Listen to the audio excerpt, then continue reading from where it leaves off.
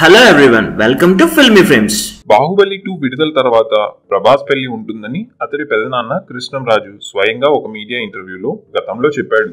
దీనితో Tollywood most eligible bachelor Prabhas పెళ్లి ఈ ఏడాది చివరిలో ఉంటుంది అంటూ అతడి అభిమానులు ఆశించారు.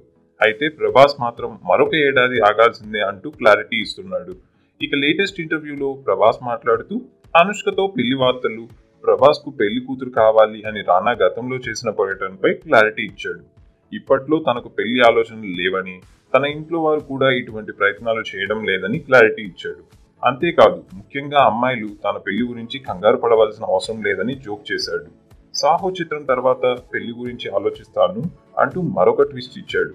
ఇదే సందర్భంలో అనుష్కతో పెళ్లి ఎఫ్ఐఆర్ గురించి ప్రభాస్ మాట్లాడుతూ సినీ సెలబ్రిటీలకు ఇలాంటి ఇబ్బందులు తప్పవు, ఇలాంటి రూమర్లు రావడం చాలా సహజం అంటూ కామెంట్ చేశాడు.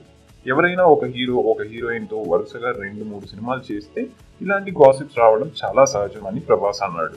ప్రస్తుతం తనపై ఎవరు ఎన్ని రూమర్లు రాసినా తాను బాధపడినని, అవన్నీ లైట్ గా తీసుకుంటాను అంటూ ప్రభాస్ మరొకసారి తన మనస్తత్వాన్ని బయటపెట్టాడు. ఈ వీడియో మీకు నచ్చినట్లయితే లైక్ చేయండి, షేర్ చేయండి. మరిన్ని గాసిప్స్ కోసం సబ్స్క్రైబ్ చేయండి.